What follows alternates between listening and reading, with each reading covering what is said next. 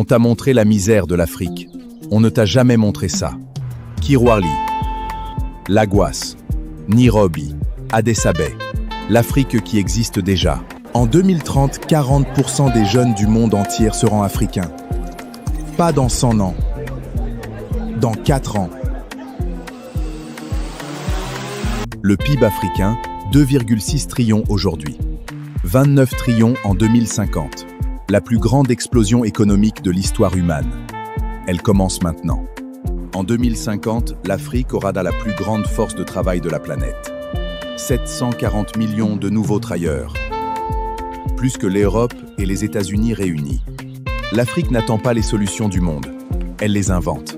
Le paiement mobile, inventé en Afrique. La livraison médicale par drone, inventée en Afrique. L'Afrique est déjà en avance sur le monde. L'Afrique possède 60% des terres arabées non cultivées de la planète. 30% des réserves minérales mondiales. Sans le cobalt africain, aucune voiture électrique. Aucun smartphone. Le monde a besoin de l'Afrique bien plus qu'il ne le dit. L'Afrique est le continent le plus jeune de la Terre. Âge médian, moins de 20 ans. Pendant que l'Europe vieillisse et décline, l'Afrique se lève. Ce n'est pas un nouveau départ, c'est une continuation.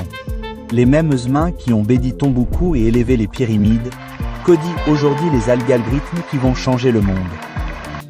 Si tu es africain et que tu regardes cette vidéo, sachez que le siècle qui vient est le tien.